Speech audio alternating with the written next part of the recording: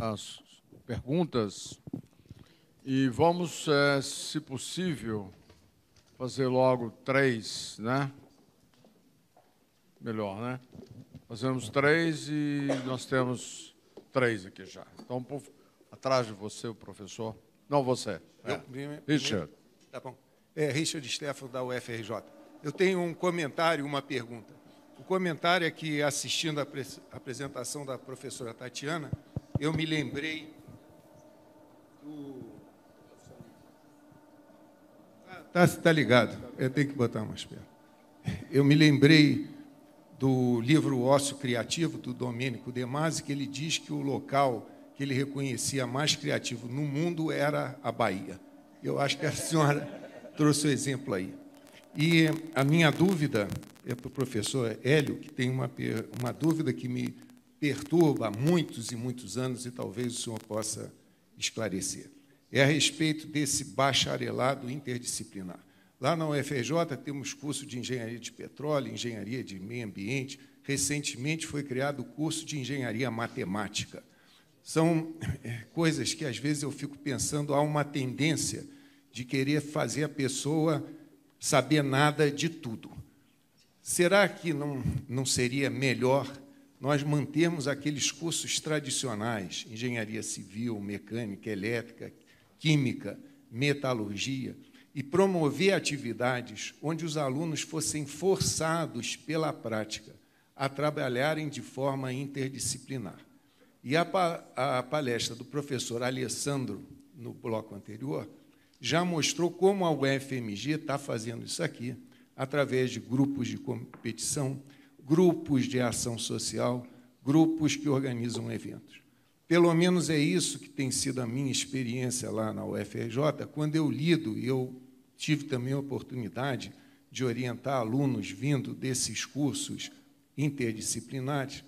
Quando eu os comparo com aqueles alunos que vêm dos cursos tradicionais, eu sinto que falta para o aluno do curso tradicional é ter a oportunidade de mergulhar num ambiente interdisciplinar. Quando esse aluno do curso tradicional mergulha no ambiente interdisciplinar, ele tem um resultado muito superior àquele aluno que veio de um curso interdisciplinar. Então, eu gostaria que o senhor, com a sua experiência, comentasse isso. Eu, particularmente, o meu sentimento é defender os cursos tradicionais e forçar os alunos a atividades interdisciplinares, porque também não adianta nada ter aquela formação sólida e o sujeito ser um idiota técnico que só entende aquele bloquinho dele. Obrigado. Obrigado. Professora. Thelma Virgínia Rodrigues, da PUC Minas, 38 anos de docência. A pergunta com relação a como o professor que vai permitir que o seu estudante faça um grande percurso e ele não sabe tudo, ele não tem condição de ter todas as respostas, qual que é a sugestão para que a gente pudesse vencer esse gap? Nos trabalhos de fim de curso, nos interdisciplinares, muitas vezes os professores eles colocam rédea curta porque ficam inseguros quanto ao conteúdo que eles têm que passar. Eu tive uma experiência restrita e eu nunca tive a oportunidade de perguntar isso num fórum importante. Esse eu achei assim que vai ser sensacional esse pensamento. Muitas vezes o aluno me procurava e pedia um assunto, ia trabalhar com uma ideia que eu não dominava. Ele falava, é possível, professora? Eu falava, era. Eu dava conta. Claro que eu não dava conta. Aí eu ia para os meus colegas da própria universidade, de outras escolas, mas isso não era uma tarefa fácil. E, às vezes, eu me sentia pisando em terreno minado. Eu tinha que me proteger para não parecer que eu estava sendo irresponsável. Então, eu acho muito difícil trabalhar esses limites, deixar o aluno ir longe, atender as demandas que ele conseguiu prospectar no mercado, trazer esse conteúdo para a universidade. Se isso for institucionalizado, nós não ficaremos inseguros. Os professores não se sentirão individualmente responsáveis. Eu acho que nós precisamos de criar estratégias para que, de fato, o trabalho conjunto aconteça. E concordo com o professor. O ensino tradicional, mergulhado em possibilidades de projetos, para mim, assim, é um excelente caminho.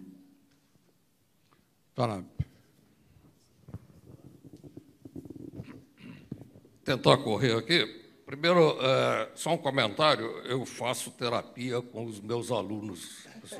Eles são os meus analistas, deixo eles doidinhos, mas, tirando isso, o outro comentário que eu queria fazer o Carlos aí, o Pereira apresentou o conceito TRL, não sei se está claro para todo mundo, mas a primeira vez que eu vi, eu gostei muito. É uma escala inventada pela NASA, já é norma da ABNT desde 2015 e classifica as tecnologias desde 1 a 9. Segundo a NASA, depois que chegar no 9, a coisa pode voar. O professor Waldman falou do PIBIC. Eu ajudei a implementar o PIBIC na UFRJ, fiz o acompanhamento com 10 anos, pelo menos, e achei que foi excelente para que o aluno saísse da graduação pensando que quero fazer mestrado, quero fazer doutorado, aumentou muito e baixou a idade média. Começamos a formar mestres e doutores muito mais jovens. Qual é o ponto que eu vi depois, mais recentemente? É que esse doutor, ele sai com aquela mentalidade ou mindset de quê? Fazer o quê? Fazer uma tese, fazer um paper, patente, tudo isso. Isso aí, com muito favor, chega entre TRL 3 e 4. O 5, 6, 7, 8 e 9, o pessoal esquece. Alguém vai fazer e ninguém sabe quem. Por isso que a inovação não sai. Por conta disso, nós estamos tentando criar já há algum tempo lá um programa de iniciação à inovação, para treinar o aluno a trabalhar no 5, 6, 7, 8, talvez 9. Aí a pergunta para o Pereira ali. A Embrapia, um tempo atrás, eu vi que só financia até o TRL 7. Né? Agora, do 5 ao 9 é o famoso Vale da Morte. Aí você larga o cara no meio do Vale da Morte, né? Lá no 7. 8 e 9 ele tem que... E eu conversei com alguns colegas lá que tinham financiamento em Embrapia, eles não sabiam que ainda tinham mais, pelo menos 2 etapas. Como é que está esse pedaço aí? Quer dizer, as pessoas sabem que tem que chegar ao 9 para certificar e ter o produto, ou vai andando assim meio sem direção? Bom, vamos começar pelo professor Hélio aqui, com Richard, por favor. Bom, eu queria inicialmente esclarecer que a criação dos bacharelados interdisciplinares, ou a proposta do bacharelado interdisciplinar, não é uma proposta que substitui o ensino tradicional. Que é um ensino que tem um recorte mais disciplinar. Ou seja, essa competência interdisciplinar que o GCSP apregoa e que a UFABC pratica, ou pretende praticar, ela não é necessariamente, ela não é pós-disciplinar. Nós não estamos pregando a pós-disciplinaridade, a extinção das disciplinas, nada disso. As disciplinas continuarão sendo importantes. O que acontece é que houve um exagero, há uma crise da disciplinaridade. O que é essa crise da disciplinaridade? É que, se o conhecimento for todo disciplinar, do jeito que foi feito no século XX, foi organizado no século XX, você não se não se relaciona diretamente com o aluno que é formado, tem só conhecimento disciplinar, ele não consegue atuar individualmente sobre um problema complexo da realidade, que é o que acontece, porque os problemas não são disciplinares, que a professora Lueni disse muito bem, né? Não, os problemas não são disciplinares, são interdisciplinares. Então, você tem que preparar o aluno para atuar em equipes interdisciplinares, onde essa equipe vai tentar atacar o problema. Isso envolve desenvolver capacidade de comunicação, né? E outras competências que os cursos disciplinares tradicionais não desenvolvem. Então, é essa a proposta do bacharelado interdisciplinar, desenvolver outras competências. Não quer dizer que não vai ter disciplina. Nós temos algumas disciplinas obrigatórias no curso, mas, é claro, menos do que os cursos tradicionais. Então, você perde um pouco na competência disciplinar, mas ganha outras competências que são necessárias para o ambiente de trabalho que está surgindo no século XXI. É basicamente isso. A disciplina continua importante, mas desce do pedestal, sai do pedestal, ela deixa de ser o centro. O centro da atenção é o problema. Então, você tem problemas que não são gerados pelas disciplinas. Não é como no problem solving. Eu fui formado engenheiro nos anos 60. Na época, toda semana a gente recebia uns 50 problemas para resolver. No fim do semestre,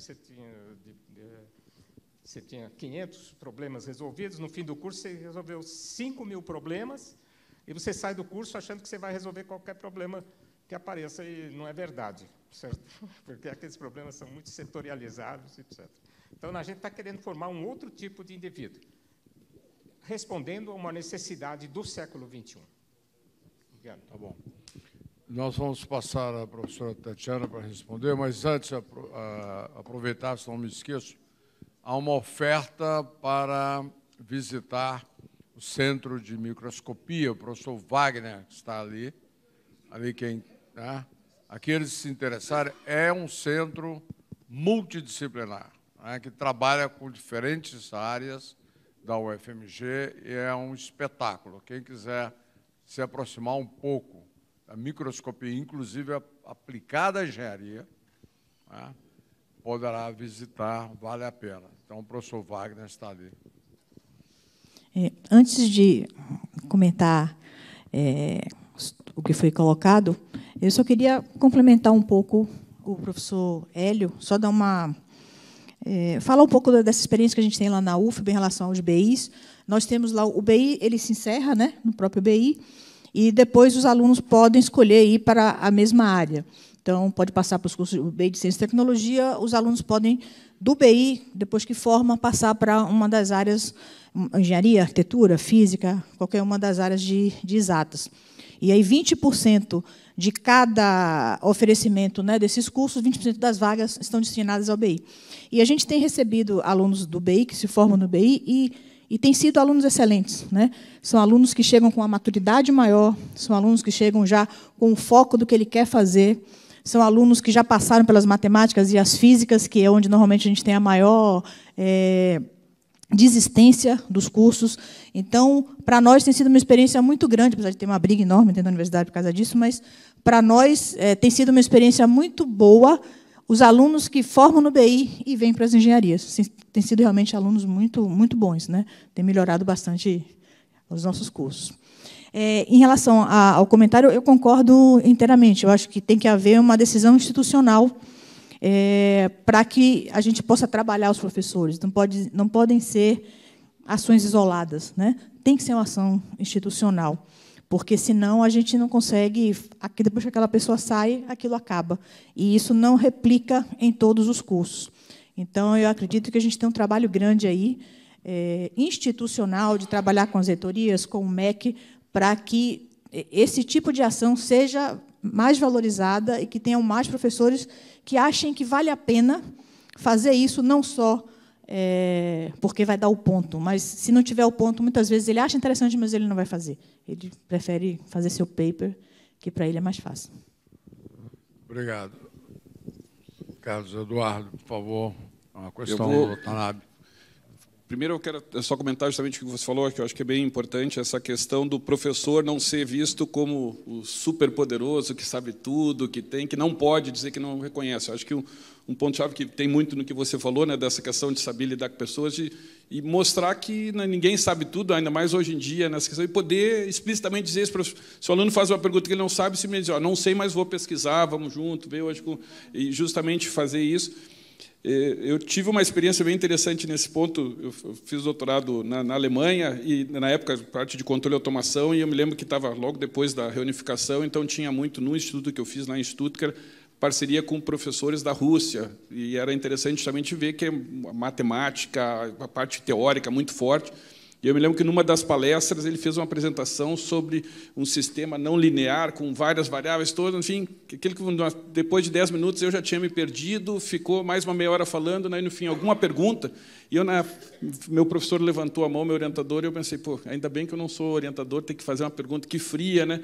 E ele levantou a mão e disse, olha, não entendi nada que você falou, você pode tentar explicar novamente. E, para mim, já foi uma surpresa. Aí ele baixou para um de 3 dimensões, explicou, os 10 minutos já foi um pouquinho mais, foi 15, 20, daí que eu também me perdi, eu digo, não adianta nada, para mim não adiantou. Aí ele levantou de novo, começou a ficar mais claro, você pode, talvez, fazer um caso de 2 dimensões, começar. E aí foi explicado, foi interessante, depois se descobriu uma discussão muito rica que teve, você viu que várias pessoas entenderam. E, na época, justamente, eu fiz a relação e pensei assim, se fosse no Brasil, numa universidade renomada, o que provavelmente ia acontecer? Ia ter aquelas 2 perguntinhas de praxe, o tempo está acabando, a gente tem que ir para o outro, termina, sai todo mundo, e se perderia uma oportunidade muito grande de poder enriquecer a todos. Então, acho que esse reconhecimento... E aí, fazendo, de novo, a relação com a Embrapil, uma coisa que a gente nota nas unidades é essa questão da especialização. Você tentar comunidades, onde é que você é bom mesmo? Você não precisa saber de tudo. E você saber onde buscar as outras competências. Esse é um outro ponto-chave, eu acho que... E aí, o que é interessante nessa dinâmica, como as empresas trazem, como falou, os problemas difíceis, né, os problemas... Você reconhecer alguém que traz uma competência que você não tem, você vê ele não como um competidor, mas como alguém, um parceiro importante que vai ajudar juntos, de forma cooperativa, a resolver aquele problema. Então, eu sou muito dessa visão, você pegar problemas complexos, e aí essa ideia do Grand Challenge, aquela ideia justamente da Lua, eu acho que é bem isso, mas, pô, mesmo que eu não conseguisse chegar, dizer, não, eu não cheguei lá, mas eu fiz uma série de outras coisas que agregaram valores bastante importantes. Com relação, exatamente, com relação, Watanabe, a essa questão e é bem colocado, a gente usa justamente a ideia da maturidade tecnológica. Eu até já conhecia um pouco, em função de experiência, antes de empresas que trabalham nesse setor aeroespacial, mas é bem isso, eu gosto dessa lógica também. Eu dizia, o 9, quando chegou, que você está agora para mandar para o espaço. Né? Eu já vou gastar bilhões de dólares para mandar um negócio, vai ficar vários anos, então tem que estar... Ou seja, ela tem muito essa vinculação com o risco. Né? Ou seja, quanto mais baixo o TRL, maior o risco, maior a incerteza, e à medida que você vai fazendo, esse risco vai sumindo. O Vale da Morte, em geral, é entendido, eu até fiz algumas pesquisas, é interessante, se define hoje quase como 2 vales da morte que tem ali. Por que é o Vale da Morte? Não, diz porque, em geral, nos níveis mais baixos, onde entra a parte mais acadêmica de ciência, você tem até aporte de recursos, muitas vezes aí é o próprio Estado que faz, pegar nos países mais avançados, é os National Labs, nos Estados Unidos, fazendo, então, e aí você tem aporte de recursos. Lá no TRL mais próximo do produto, aí a empresa pode financiar, porque ela vê o retorno de investimento, consegue fazer, se o risco está menor. E aí você tem esse gap no meio, que é justamente uma área que não... Em geral, se entende que do 3 ao 6, que é bem a parte da Embrapil, seria aquela pré-competitiva. E isso traz uma vantagem interessante. Né? Por exemplo, quando o Brasil teve problemas lá com a lei de informática na OCDE, dizendo que isso aí é subvenção, é concorrência desleal, eu tinha um colega lá que veio perguntar, pô, isso não afeta vocês? E a minha resposta foi, não, porque nós somos nas TRL 3 a 6, é pré-competitivo. E foi interessante, foi a pergunta, não, realmente não faz, por quê? Porque nos TRL mais altos é que eles veem o problema, se entrar muito recurso público, subsidiado, obviamente, assim, juntando com a questão, por isso que eu coloquei o exemplo da Lua primeiro, se você disser que está indo para a Lua, de repente você pode subsidiar fortemente a indústria, dizendo que vai chegar na Lua e desenvolver um monte de produto que você depois, mas não foi com o objetivo só de desenvolver o produto. Mas tem um outro Vale da Morte, você está certo, ali mais depois de 7, 8, 9, que é justamente como começar a transformar isso num produto, produzir, o Brasil, como falar de dimensões, a distribuição, como dar suporte no Brasil, né? Essa questão, você às vezes pega empresas que, tipo, eu quero vender, daqui a pouco ela tem tanto sucesso que ela vende no Brasil todo e ela acaba morrendo depois porque ela não consegue dar o suporte. O Brasil não é um país pequeno para ir de ponto A ao ponto B no mesmo dia para fazer. Então, e hoje o que a gente faz? A gente efetivamente não vai até mais, vai até os 6, mas tem essa preocupação, eu compartilho com você essa preocupação dos outros. Só que a gente entende assim, a Embrapa não pode ser a solução de todos os problemas, a gente procura ter. Então, quem é que faz isso, deveria fazer até mais? E a gente reconhece, o próprio BNDES é um que tem essa parte de suporte. Hoje, o que a gente tem feito? A gente teve, na semana passada, justamente na sexta-feira, uma reunião lá no BNDES, que é justamente identificando os projetos Embrapa que têm sucesso, ou seja, está diminuindo o risco, tem chance, já trocar informações com o BNDES, antes mesmo do projeto chegar no 6, mais ou menos dizendo, olha, isso pode ser um bom candidato, porque o outro problema é o timing, hoje em dia. Não adianta só ter, e aí entra a questão burocrática, né? Você demorar um ano para dar uma solução, por exemplo, de um empréstimo, alguma coisa de financiamento de inovação, quando chegar ele pode dizer, olha, sinto muito, já passou, a janela de oportunidade já passou. Mas é verdade isso, ele tem que ir mais, ele não finaliza, ele não dá para dizer, porque senão eu só mudei do paper para um protótipo, né, funcional. Vamos aproveitar também para dar a oportunidade ao nosso relator. Obrigado, Evaldo. Vou ser bem breve, mas eu precisava falar duas coisas. A primeira, para agradecer a professora Virgínia, professor Boasson, professor Nelson, pelo convite. Prazer enorme rever queridos amigos que não via há muito tempo. O segundo, quando falamos de desafios, né? Grandes desafios, né? Água, mobilidade, segurança, me veio um pequeno desafio à cabeça, e aí eu vou usar o que o professor Miller falou de manhã, uma pequena história com gente, né? O ministro da Educação convidou a gente para uma reunião com os reitores na Europa, cada um falar sobre suas práticas e tal. Aí apareceu o reitor, aí ele levou, muito interessante, levou o presidente do TCU nessa comitiva para o presidente entender o que é uma universidade, estava lá com a gente. Ao meu lado sentou o assessor do presidente. Um assessor, uma figura querida de Brasília e tal, amigo meu. Estávamos lá vendo, aí o reitor da Universidade de Lund pega a palavra e fala assim, olha, das 100 empresas mais inovadoras da Europa, 10 estão na Suécia. Dessas 10 da Suécia, 3 estão na minha universidade. O cara chegou abafando, né? E é por quê? Por quê? Se o professor tem uma ideia, a gente vai e abre uma empresa para ele, para transformar essa ideia num produto, a transformar essa ideia numa coisa, O assessor do TCU que estava do meu lado falou assim, professor Ivan, se você fizer isso, você vai preso. A gente tem que acabar com esses pequenos nós que nós nos criamos para vencer esse desafio da inovação. Obrigado, Evaldo, pela palavra. Nós temos mais uma última pergunta ali. Mas, aproveitando aqui, nós estamos encerrando, mas nós tivemos um caso parecido com esse também, que nós contratamos uma consultoria de Israel para nos ajudar a entender o ecossistema de inovação, de ciência, tecnologia e inovação, aqui de Minas Gerais, e o que faltava, né, para que a gente alcançasse um novo patamar. Foi muito interessante que a senhora lá, que veio do Instituto de Tecnologia Industrial de Israel, deu uma consultoria para a gente. Ao final de 2 semanas aqui, 2 semanas lá, levamos 40 empresários lá e tal, ela concluiu que não faltava nada para Minas Gerais. Nós tínhamos tudo para ser um estado inovador. Só uma coisa atrapalhava, que eram nós mesmos. Nós criávamos... Ela ficou impressionada de ver quanto problema nós criamos para nós mesmos. Todas as dificuldades são vocês que geram. Não, Israel é um país que tem dificuldades 1000 com os vizinhos, com o mundo inteiro, e vocês não têm dificuldade com o mundo, mas vocês têm dificuldade com vocês mesmos. Um pouco disso daí, né? A gente cria tanta regra, tanta coisa, né, que acaba nos atrapalhando. Então, por favor, a última pergunta. Na verdade, é mais um comentário. Meu nome é Isaldi, eu sou aluno do BCT de Diamantina, da UFVJM. Formei, sou engenheiro mecânico agora e também voltei para a minha universidade como professor. Para falar rapidamente do cenário lá da região, uma região bem pobre. Engenheiro civil, para mim, ou engenheiro, na verdade, para quem não conhecia lá, era só civil.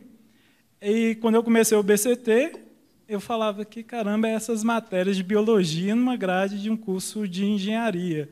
Eu não tinha maturidade para entender.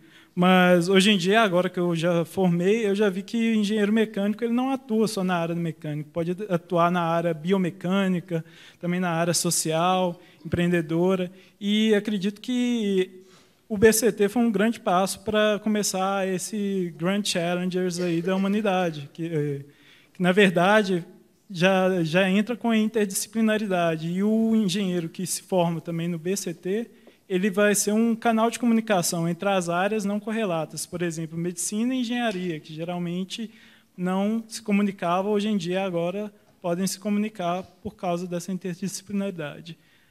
No mais, só queria agradecer. Muito obrigado. Muito bom. Acho que dentro dessa, eu até tinha me lembrado justamente de fazer o comentário, nós, quando na Escola de Engenharia da URGS, a gente chegou a fazer essa reflexão justamente do BCT, e para mim lá uma coisa estava clara, que quando entra muito a discussão ou um ou outro, acho que não é essa a discussão, acho que eles não são complementares, eu acho que tem espaço para ambos, a questão, acho que, e a gente na época se tentava, mas só que o problema é se você criar isso com mais uma opção, ele vira mais uma opção, e eu sempre coloco o seguinte, hoje os alunos que entram nas universidades, eles estão lá com 16, 17 anos.